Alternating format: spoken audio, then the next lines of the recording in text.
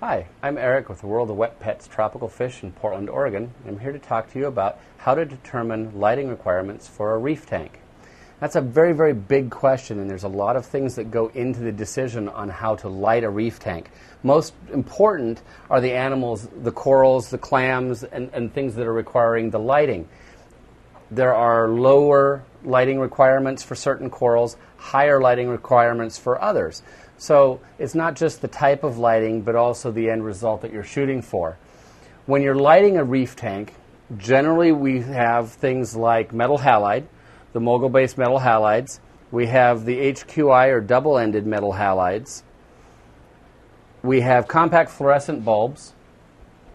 And we have T5HO bulbs, which are one of the newer lighting options available.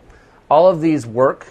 All of these will provide a different light, both in the looks of the light and also the intensity. So mix and matching is very, very popular. Remember, corals are animals that have unique lighting requirements, very much like plants.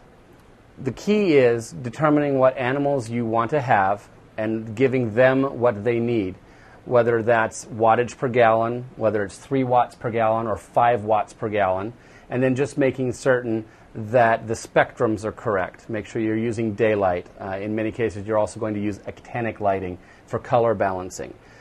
When you get into the bulb selection, you actually get into what the bulb looks like visually. Different manufacturers will make identical bulbs that will look different visually to the eye. They will make your corals look different. So there's a lot that goes into selecting your lighting for a reef tank. If you have questions, definitely go to your local fish store. They do a lot of this. It would be easy for them to show you many, many different options.